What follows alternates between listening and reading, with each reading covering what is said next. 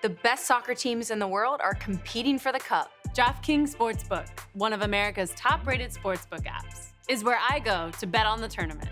Right now, new customers can just bet $5 on any team and get $150 in free bets if your pregame money line wins.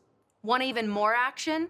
Check out DraftKings Same Game Parlays. Go to the DraftKings Sportsbook app, toggle on the Same Game Parlay feature, and combine multiple bets like three-way money line, both teams to score, and so much more for a shot at an even bigger payout. Download the DraftKings Sportsbook app now. Use code THING. Kick in $5 on any team and win $150 on free bets if your pregame moneyline bet wins. Only at DraftKings Sportsbook, code THING. Minimum age and eligibility restrictions apply. See show notes for details.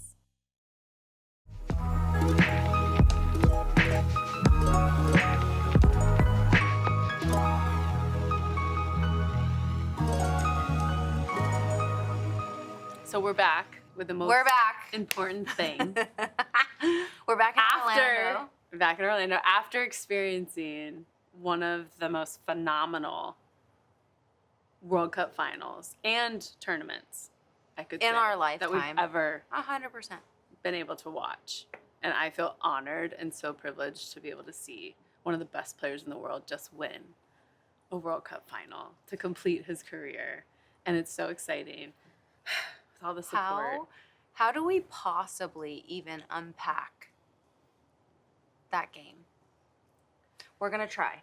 So I was so nervous. I picked up. You picked off all of my. See, I was the last game. Now it's you. So cheers to the most important thing, but most importantly, cheers to winning the most unbelievable men's World Cup tournament I've ever witnessed in my lifetime. And congratulations to Messi. the GOAT, Yeah. Messi and Argentina. Yeah, you do a good job. You do good. What an amazing So where do we start? First 45 minutes. Oh, Argentina was all over it. I said, oh, is France still in the locker room? And you said... France was still on the bus. Yeah, they might have been still in the hotel at that point. Their heads were spinning. They couldn't get into the game. They had no control. Argentina came out just guns blazing. High pressing. Technically, they made it look so easy. I don't even think France could get out of their half. No. Then tables had turned. They went in, regrouped, refreshed, needed to chat. But who else in the first half than Messi? Scoring the goal, scoring the PK, dictating plays, setting everything up. I even saw Messi tackling. He was tracking back and tackling. I was like, all right, wow, this really means something to him. But I will say the first 45 minutes, Argentina was so comfortable. They were so collected. They were cool, calm, collected. They just their first touches, the weight of every single ball in behind, it just was so easy for them. And I think France was so shocked. Mbappe, I don't even think touched the ball till the 60th minute. I don't even think their first shot, their 70th or 77th? Half chance, not even a shot on target, came in the 70th minute. So, it's very clear that Argentina had most of the ball, most of the momentum, really put France on their heels. I could sense, Mbappe just couldn't even get on the ball. He was being swarmed by But only the first half. First half. Because in second half, he comes out, and he's phenomenal. But what do you think happens when they go in at halftime? To who? To France? You're Argentina. You go in at halftime, complete control. World Cup game, you're up 2-0. What is being said in that locker room? You have to keep going because the game isn't finished, and 2-0 is the most difficult lead to have in the game of football, because you think you're okay, you think you're safe, and then once France scored, well, it just shows, it opens up again. It shows that Mbappe scored in 90 seconds 2 goals. That's the difference between the highest level, the difference between good and great, right? But all it takes is a moment. Takes one moment to shift it. There wasn't one shot on goal. They already scored. Mm-hmm. He really put the team on his back. He showed up. He showed out. Not sure what his teammates were actually doing, but I was impressed with some of the younger players that got subbed in when it was still 2-0. That's a good point. And then they changed the game. They started making changes in the 40th minute. Mm-hmm. What I do find that coaches sometimes wait too late into a game where the damage has already been done. I was actually really impressed by his decision making to sub some extremely good talent who have carried the French side this entire tournament. And that coming in the 40th minute is pretty ballsy in my opinion. But I really think it changed the game. There was a momentum swing. He clearly noticed in the first 40 minutes that it wasn't working.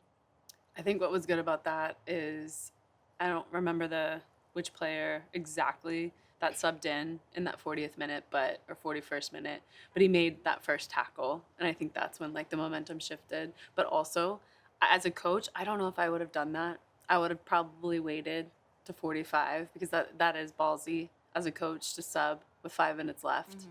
Mm-hmm. And then I know there was additional time, so maybe that was the case. Like for us, I don't know if that would really happen unless somebody was injured.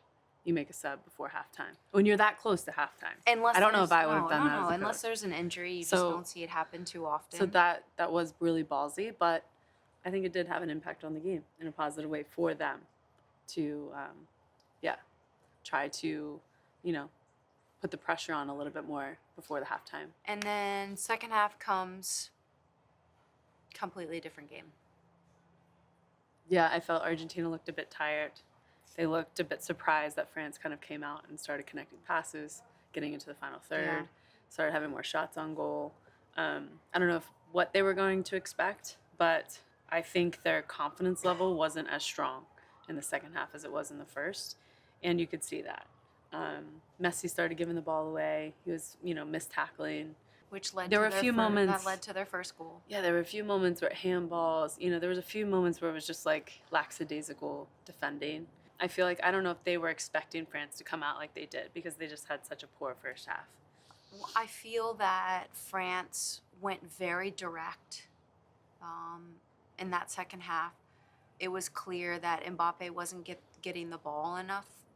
And without the ball at his feet, he just doesn't pose as much of a threat. And I do feel like I never felt France was really connecting a ton of passes or playing this beautiful style of football that Argentina was. Yeah. But they were getting the ball forward and they were just creating havoc. Mm-hmm.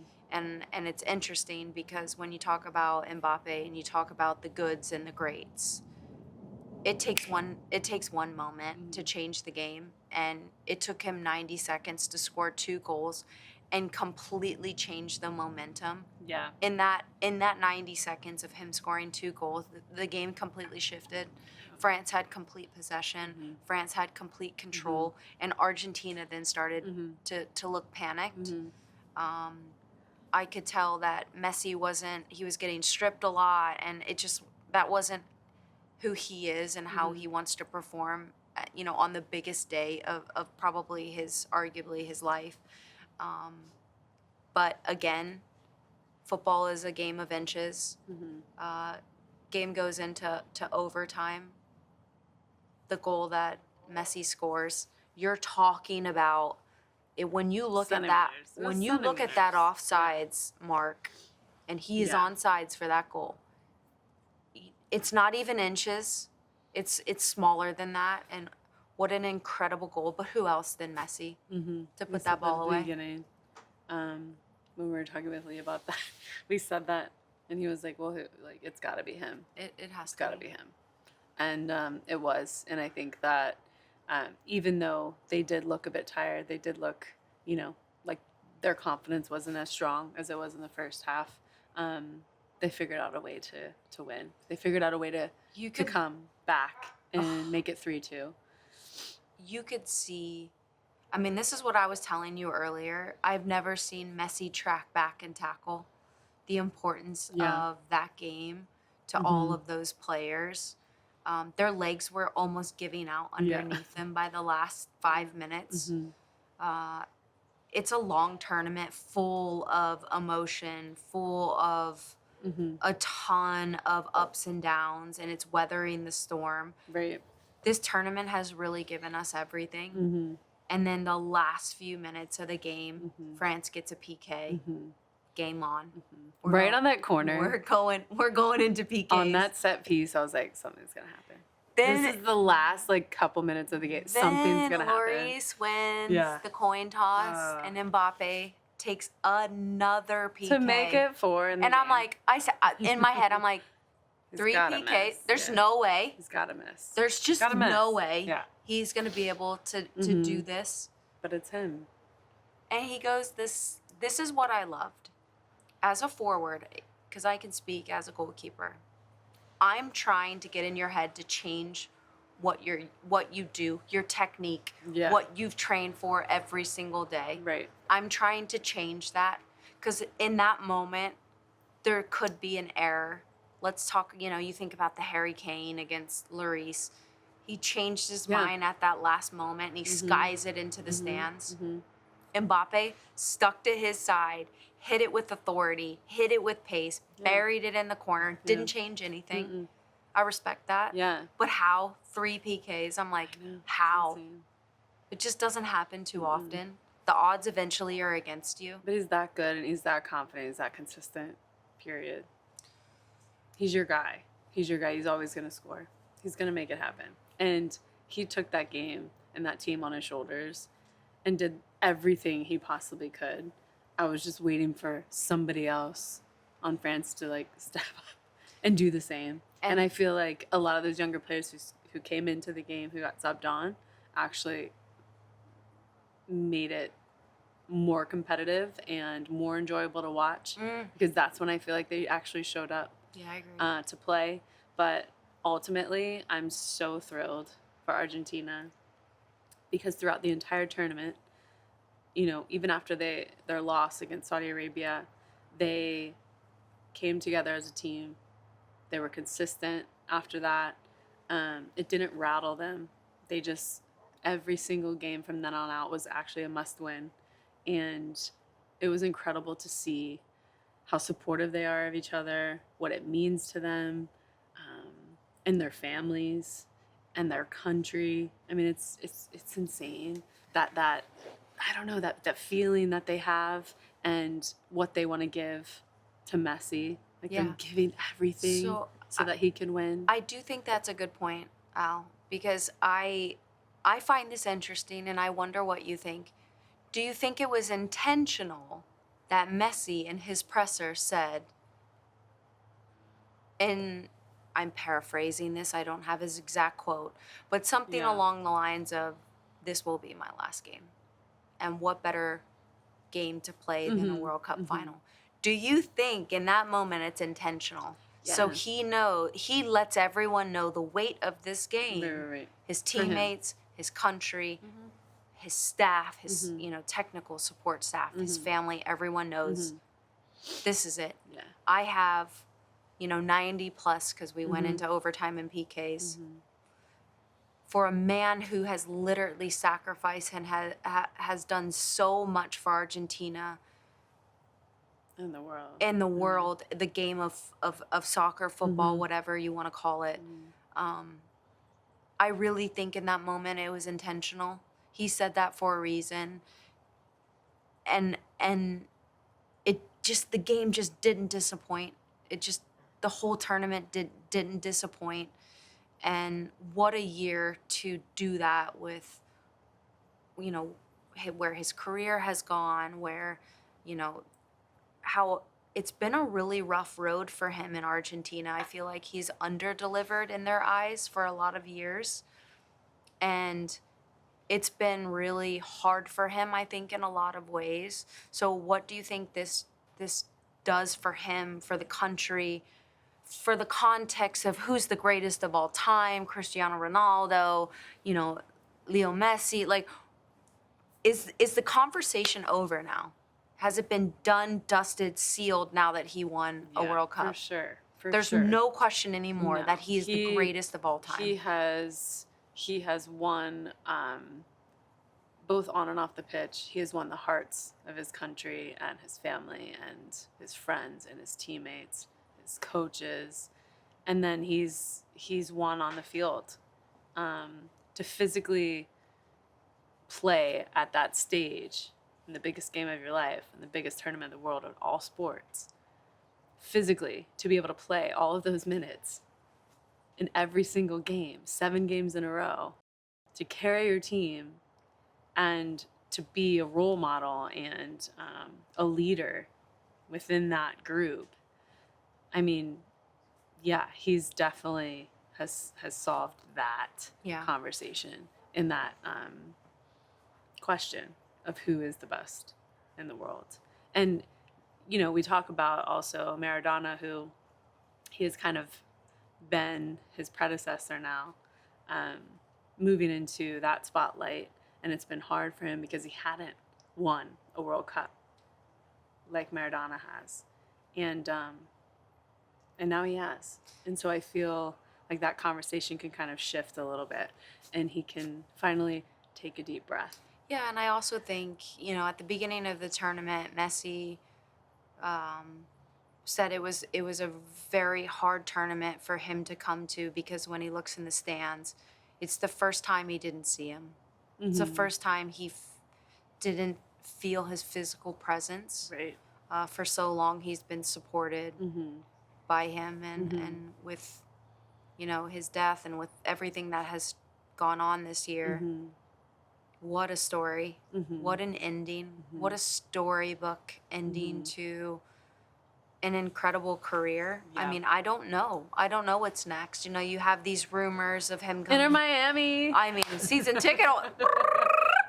We're ready. Like, I'm ready. Yeah. But do you think the man is still at the top of his game? Keep playing. Does he stay at PSG? Does PSG throw him a massive, lucrative contract saying, we're still investing in you because you're that good? Because he is that good. He can go anywhere he wants. He honestly go anywhere he wants. He played every single minute. But every minute. My question, at 35. Though, do you think he sits back in these next, you know, it's holidays, he's going to go back with his family. Does he sit back finally and say, I've done it all?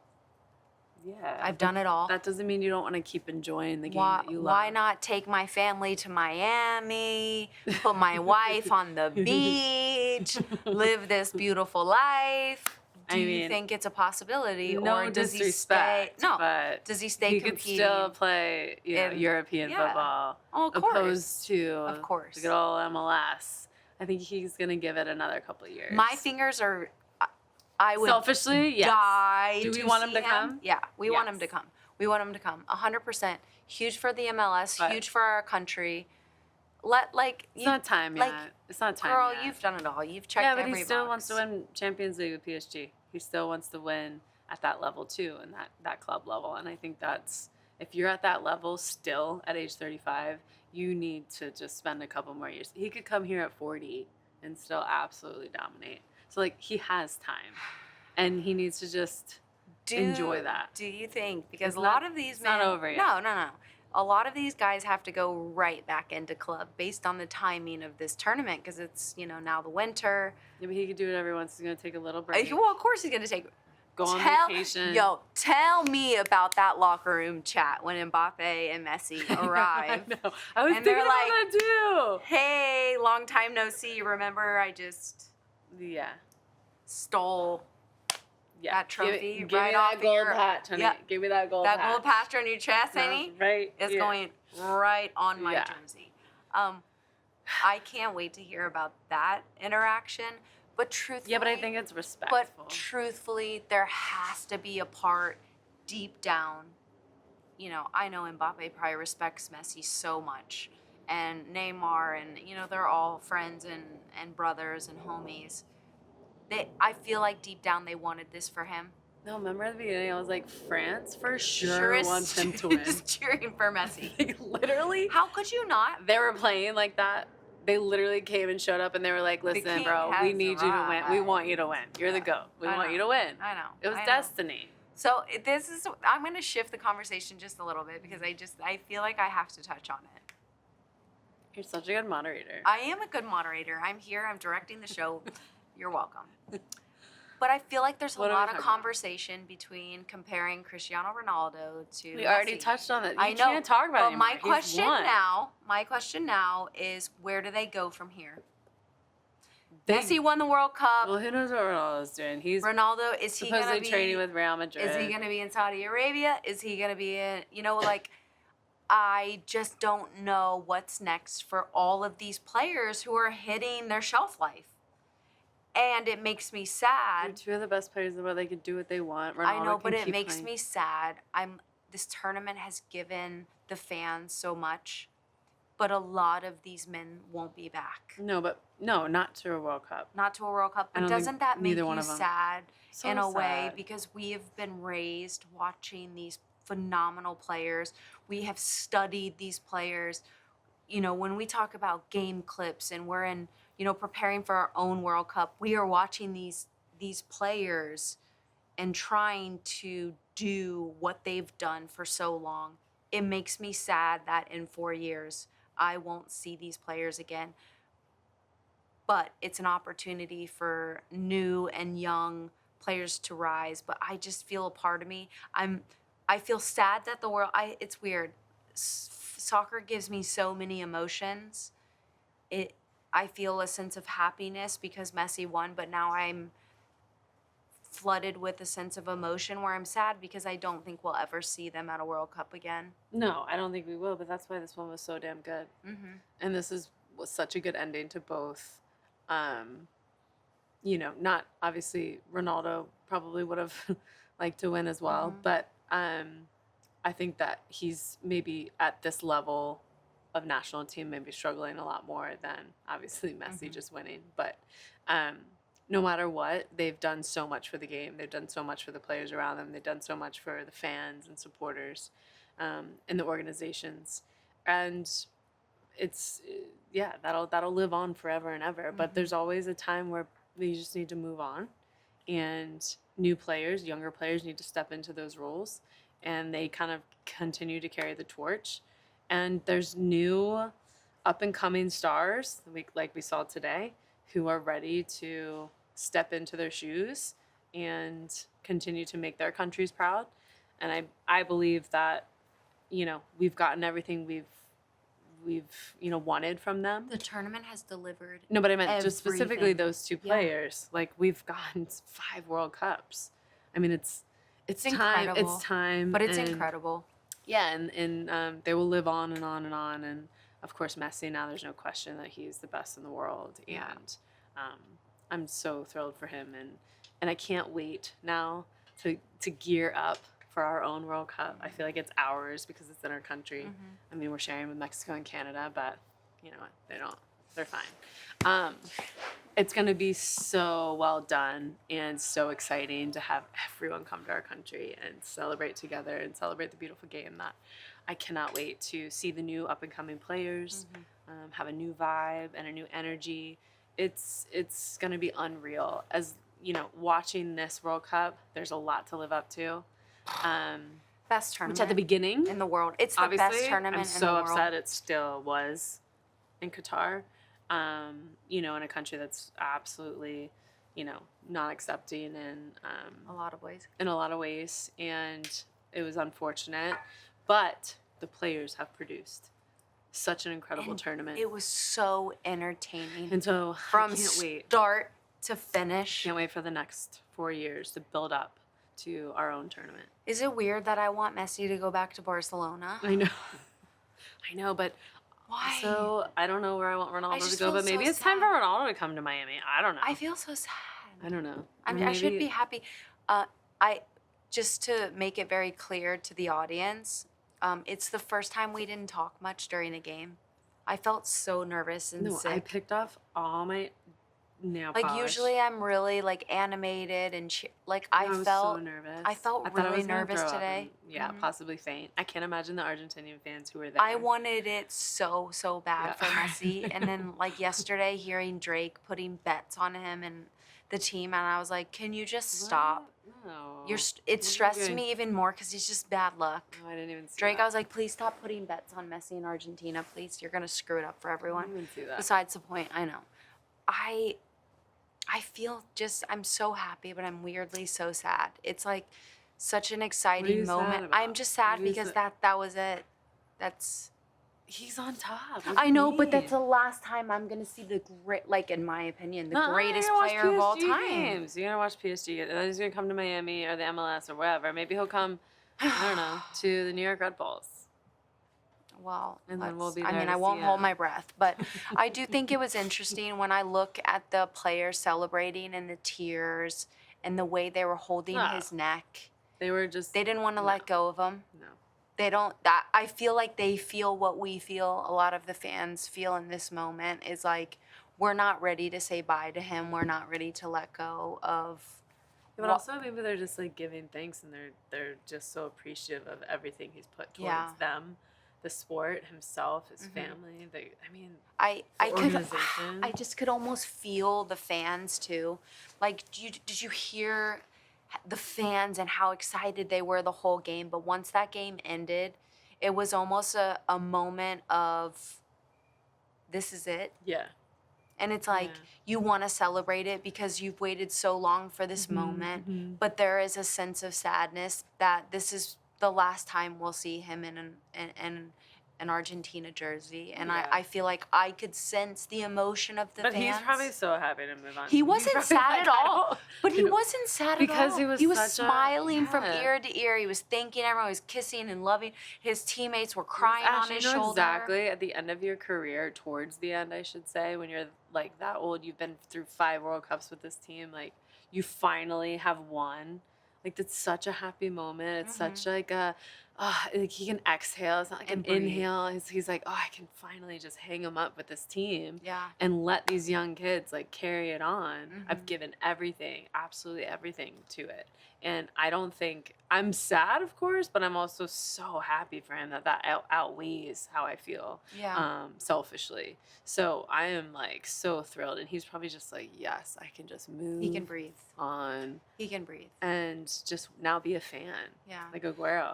I find that the weight of the media over his journey with Argentina has been very difficult on him. It has isolated him in a lot of ways where he knew the expectation, you know? He knew... I just, like, we were talking about this before the game. At one point, the media became so daunting and hard for him that he was willing to just sack playing for his country. And I remember that. Didn't he retire and then he comes back? Yeah, because they were so hard on him and they expected so much. And I think there is such a human element that what a beautiful story. I just feel like I'm exhausted. This game, I'm so exhausted right now. That game gave me everything. I mean, if the U.S. were in that game, I probably would have fainted over on the grass. I would have threw up. I was that nervous. So I can't even imagine if the U.S. even continue to move on into those final rounds. I don't know what I'm going to do. I would love to be in Argentina right now and see what the parties look like. Imagine? Something so beautiful about this World Cup, I feel like, was the shared passion and love for the beautiful game.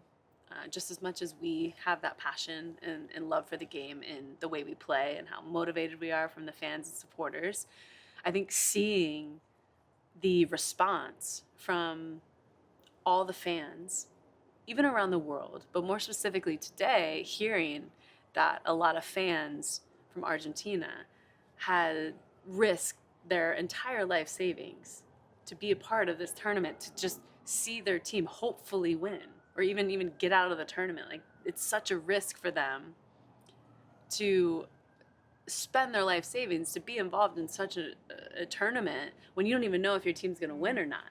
And then having the experience and being so overjoyed today in the final, watching them win and sharing that with their team and their countrymen and women and their families and friends. I mean, I can't imagine that feeling. So special. That it was so rewarded. And that's something that I feel like we need to just touch on, because it is one of the most important things of this World Cup, is that the fans get to share that same love and passion that they have. They throw everything into the sport, and that's what's so beautiful about what we do and what we have done, and what the players do for themselves, their teammates, but also their fans. And I think that that shared passion and love is something that's so inspiring and motivating. And once like us to continue to play, it gives me that motivation to want to keep doing what we do, because it inspires so many people. So that was something special, I think, from this tournament that both of us saw just from the outside looking in. Well, it gives people don't realize it's soccer and football is not just an entertainment aspect. It's not just a game. Like, if you look at the raw emotion of the people in the stands, the clips of people in their home country celebrating, you are unifying and bringing a country together and just giving pure joy and happiness and hope and belief. And they can shut out any type of pain or heartache, whatever the world has presented to them. Like, it is a moment of pure joy and togetherness. And we can't be naive of what this sport gives people and how it brings people together. I'm so lucky to have soccer such a huge part of my life, because it does do that for me too. And this tournament really delivered it all. And someone who, we know and who we've spoken to and have supported over the years, who also would have been so happy and proud to see Argentina win, was also Grant Wahl. And so I think it's only important and for us today to cheers him, and the life that he lived, and the support and the inspiration that he gave us to want to keep doing what we love to do, and just as women as well, and his support over the years that has meant so much to us. He deserves a shout out and a cheers, and I know he was there today looking down on that match, and how he led the way for all of us has been pretty incredible, and we will never forget. So a cheers to Grant Wahl. Yes. For what he's done for football here in America, but worldwide. So cheers to him. Yeah, we miss you. Yeah.